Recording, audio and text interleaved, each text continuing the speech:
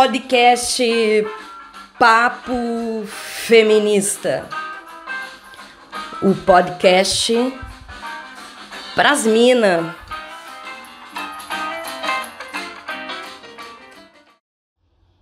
Olá, pessoal. Vamos dar início aqui ao nosso 7º podcast e o texto é A Política do Feminismo, assinado pelos 2 autores principais. Esse artigo é o último artigo do livro Feminismo e Política. Então, os 2 autores, eles assinam o artigo como se fosse uma opinião, uma opinião dos 2 sobre o que deveria ser e o que deve ser a política do feminismo. E eles começam dizendo, né, o Luiz Felipe Miguel e a Flávia Biroli começam dizendo que o feminismo confronta as desigualdades, mas faz de maneiras diversas, como demonstramos ao expor os debates que envolvem sua crítica às instituições vigentes. Detalhe que esse pequeno artigo, ele tem algumas páginas e ele é a conclusão do livro. E como ele é pequenininho, eu tô usando o livro mesmo para falar com vocês a respeito. Então a gente conclui no episódio de hoje, a gente conclui o livro. E deixar claro que na semana que vem, no próximo podcast, a gente vai trabalhar com o feminismo das subalternas, né, que é um artigo de uma professora da UFRN da UFPEL, Universidade Federal de Pelotas. Ela é professora da RI.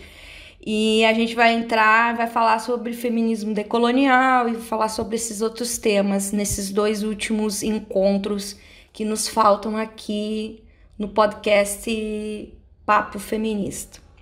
Pois bem, mas voltando aqui, o que deveria ser a política do feminismo para o Luiz Felipe Miguel e para a Flávia Biroli, eles vão dizer que os debates teóricos e na militância, as prioridades e as posições variam porque há entendimentos distintos do que são as desigualdades, onde reside suas raízes e o que significa para superá-los. Os debates tratam, em particular, da definição de quais transformações são buscadas. Uma sociedade em que mulheres e homens tenham chances equivalentes de alcançar uma posição de maior poder e prestígio e vantagem material, realiza o programa do feminismo?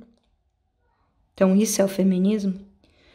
Do mesmo modo, é uma pergunta que eles fazem, do mesmo modo, mudanças nos valores sociais mais difusos, no entendimento dos papéis e das competências associadas ao gênero, sem a reorganização radical das instituições e do acesso à participação política, podem ser um ponto de chegada suficiente para o feminismo?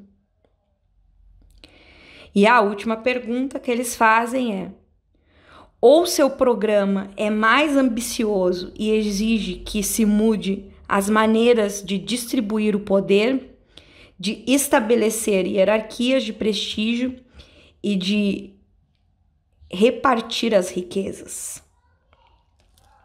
É possível dizer, então, né, que a maior parte do feminismo emergiu nos anos 60 e 70. E a última opção era a correta. Acreditava-se que a plataforma feminista colocava em xeque múltiplas formas vigentes de exploração, opressão e dominação, e que a igualdade de gênero só se estabeleceria em uma sociedade radicalmente distinta da que nós vivemos. E a partir dos anos 80 é que ganhou grande visibilidade no discurso feminista que as estruturas sociais são menos questionadas. Então, o feminismo, a plataforma da política feminista a partir dos anos 80 ficou menos radical, menos revolucionária. É reconhecida como necessária a melhor divisão do trabalho doméstico, mas a privatização do cuidado não é posta em questão. Luta-se por mais mulheres chefiando empresas, sem que o capitalismo seja desafiado. Ter mais mulheres na política é uma prioridade, mas os limites da democracia representativa deixam de ser um problema. Então, é nessa virada dos anos 80 que acontece esses, entre aspas, problemas da política feminista. As mudanças na vida de algumas mulheres. Essa demanche não ocorre sem oposição dentro do próprio feminismo. Então, existe oposição dentro do próprio feminismo nessa acomodação, né? Afinal, as mudanças na vida de algumas mulheres, como o acesso das brancas e da classe média a posições profissionais bem remuneradas, podem ter impactos nulos sobre as estruturas que mantêm as condições de desvantagem e opressão na maioria da vida das mulheres. Expõem uma perspectiva de classe restrita e cultivam a ilusão de que a superação das desvantagens de algumas teriam necessariamente efeitos positivos sobre a vida de outras mulheres. Podem também contribuir para a ideia de que essa superação estaria à mão das mulheres, como se dependesse de um esforço pessoal e não das estruturas sociais postas, ocultando de fato os limites estruturais. Tem impactos distintos dependendo da classe social, cor e sexualidade.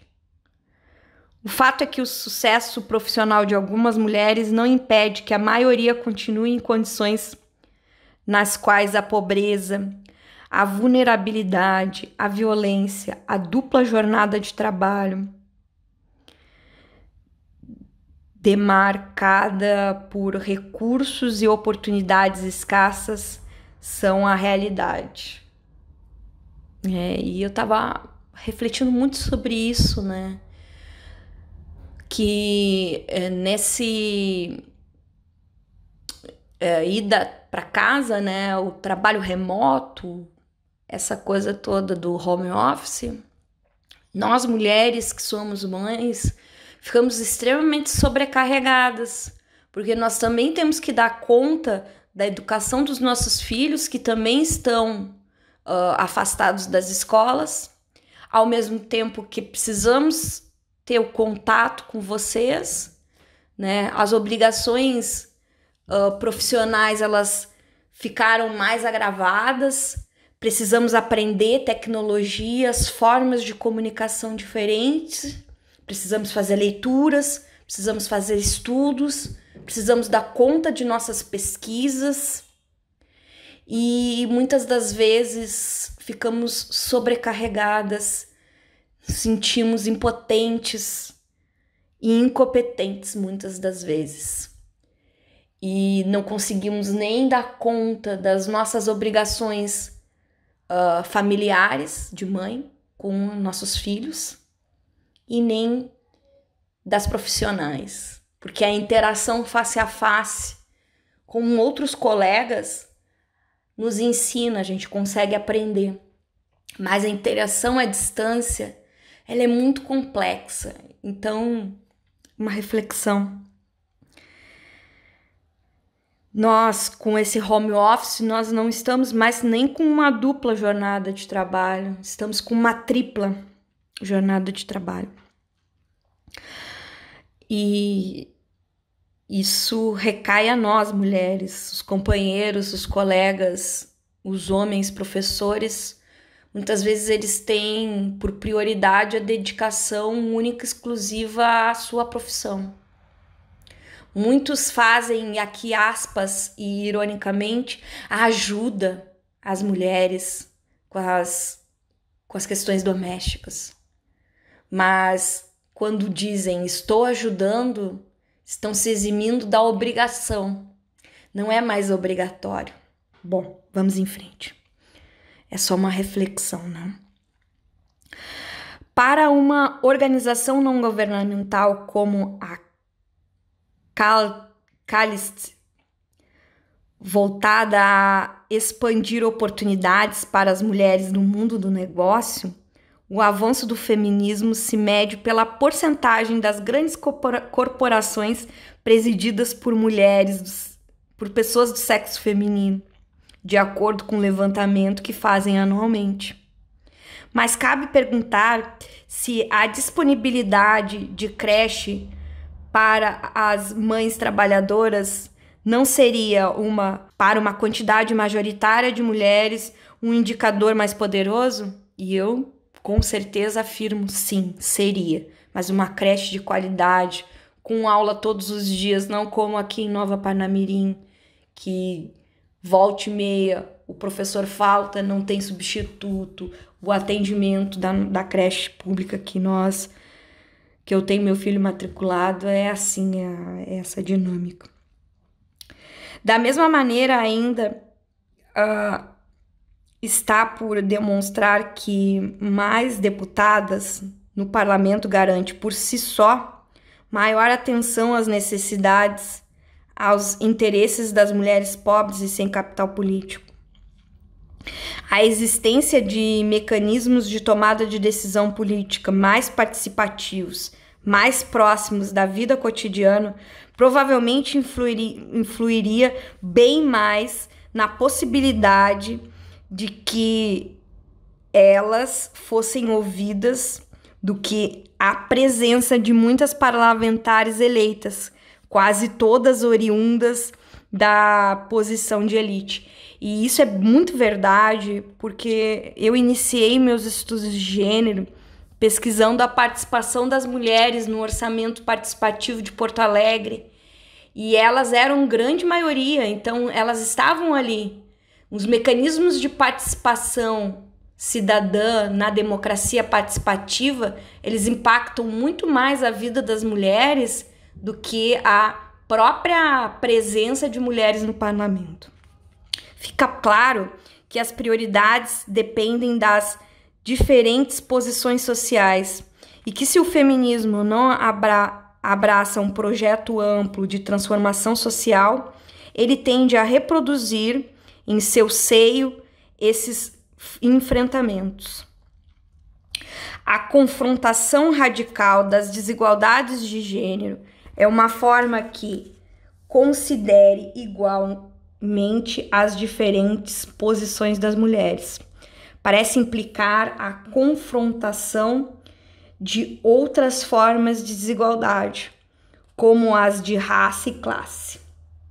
Requer, portanto, conceituação da democracia com base nas diferenças de gênero, mas também o compromisso com o enfrentamento das causas estruturais das diversas desigualdades. Então, o que o Luiz Felipe Miguel e a Flávia Biroli estão defendendo aqui são transformações profundas da sociedade. E isso passa e perpassa pela luta contra o sistema capitalista.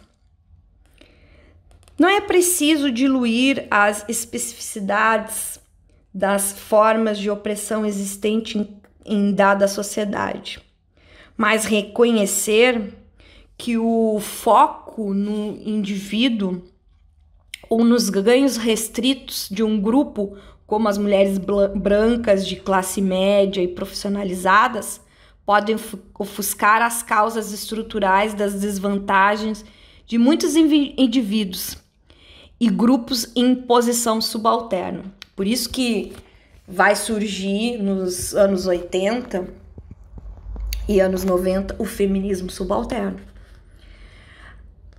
A redução do feminismo a um estilo de vida, a uma identidade pré-fabricada, a disposição para a afirmação de modos de existência alternativos, também colabora para acomodar as bandeiras do feminismo ao status quo.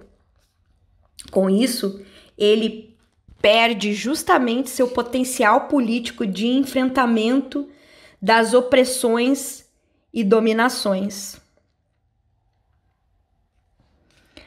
Dessa forma, né, a política do feminismo se vê dividida entre caminhos de maior enfrentamento ou maior acomodação com a ordem social vigente, de maior ou menor sensibilidade às multiplicidades de formas de opressão vivida pelas mulheres, de acordo com a posição social que ocupam. São as mesmas divisões que, como vimos ao longo desse livro, né, e ao longo desse podcast também, estão presentes na teoria feminista. O fato nas desigualdades de gênero pode levar a uma reconfiguração da democracia, exigindo que ela corresponda mais efetivamente à produção da igualdade entre os indivíduos e das condições para o exercício da autonomia por cada um e cada uma, e não ser de que cada um seja uma retórica iniciada na abstração, criticadas por tantas das abordagens aqui discutidas.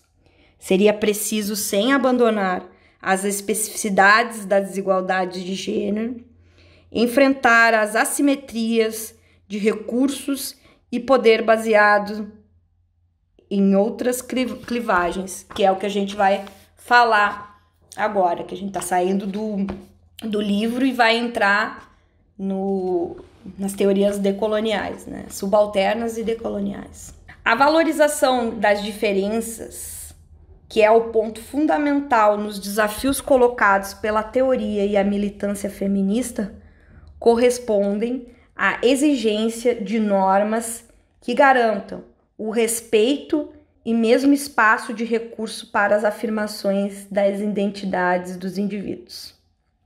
Exemplo mais característico talvez seja a garantia de privacidade para afirmar as identidades sexuais e de que os indivíduos não sejam penalizados por normas que naturalizem modos convencionais de composição dos laços afetivos e familiares. Lembram que a gente fez considerações sobre a questão da privacidade e a violência doméstica? Pois é, só que ela também nos vale de proteção de direitos. Essa posição, no entanto, politiza âmbitos que reconhecemos como pessoais para exigir a reorganização das normas, instituições e práticas sociais. De modo semelhante a uma diferença entre a reorganização privada dos papéis de gênero na gestão da vida doméstica, a libertação de algumas mulheres do fardo que a responsabilidade exclusiva na vida doméstica representa, os esforços para colocar no topo da agenda política, ao menos da agenda dos movimentos, temas como a oferta de creches, a reorganização dos limites entre a gestão privada da vida doméstica e do mundo do trabalho, como eu falei, que a gente está vivendo agora esse momento home office, né? Então, esse é um momento de bastante confronto entre esses dois universos.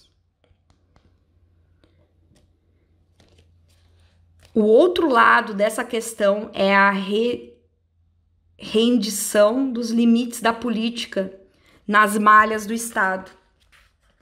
A privatização é uma forma de diluição, mas a captura de agendas dos movimentos feministas pela política partidária ou pelas burocracias que formulam as políticas públicas restringe o potencial emancipador do feminismo, que fica contido nos limites dos arranjos políticos ou mesmo eleitorais possíveis em dados momentos.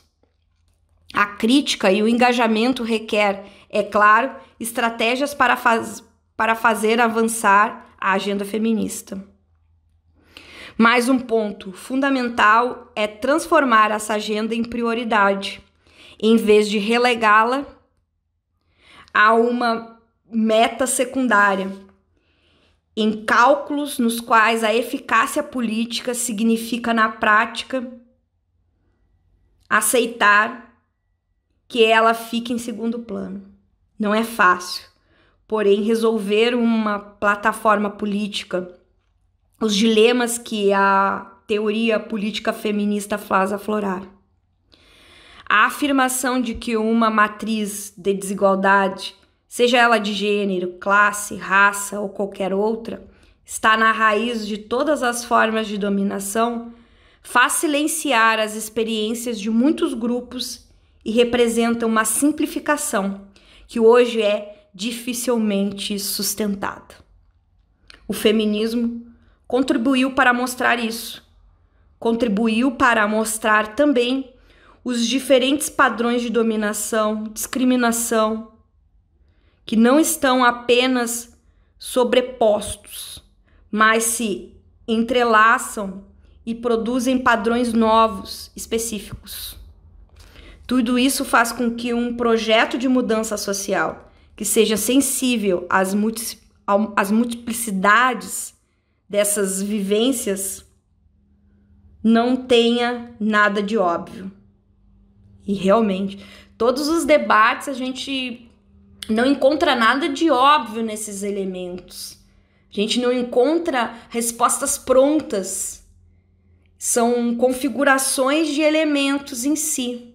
E isso é muito interessante que a gente tenha em mente quando for defender o feminismo, ideais feministas. As coisas não são prontas, não existem definições prontas.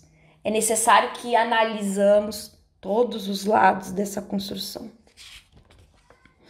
A construção dos problemas e a produção da crítica à sociedade e à política precisam levar em conta gênero, classe, raça, além de outros elementos, como sexualidade, deficiências ou gerações. Mas se isso simplesmente levar a uma multiplicação sem fim de posições particulares, perde-se uma vez mais a possibilidade de conceber uma ação política transformadora. Perde o fator coletivo, né? E fica muito individualizado, enfraquecendo em si as lutas. O limite e a multiplicidade das particularidades nos leva de novo ao liberalismo. Cada indivíduo é único, logo as injustiças são também individuais. E as ações políticas podem ser pensadas como nada mais do que ações individuais autointeressadas. É evidente que a teoria feminista não tem nenhuma de suas múltiplas vertentes a solução para esses dilemas. Mas, ao mesmo tempo, nenhuma solução pode persistir de prescindir de suas contribuições. A teoria política feminista, como buscamos mostrar nesse livro, deslocou a compreensão do que é justiça, democracia, autonomia, identidade e fez isso motivada por uma compreensão profundamente crítica das instituições vigentes e as relações fomentam. Instituições vigentes e das relações que elas fomentam. É esse olhar crítico, transformador, e não aquele que busca apenas um lugar ao sol para as mulheres, nos quadros da sociedade tal como é hoje, que produziu e produz o melhor do feminismo como movimento social e também como teoria política. Terminando assim o livro do Luiz Felipe Miguel e da Flávia Biroli, Feminismo e Política, uma introdução. No próximo podcast, vamos trabalhar feminismos subalternos, e eu vou deixar o texto para vocês, e depois feminismo decolonial. E aí a gente já está concluindo o nosso projeto podcast Papo Feminista. Não deixe de participar, dá o seu feedback, é muito importante, me dá alimento para a alma e alimenta a minha vontade de estar com vocês e faz eu perceber que estou sendo bem compreendida e que a comunicação está existindo. Um abraço, era isso, e até a próxima semana.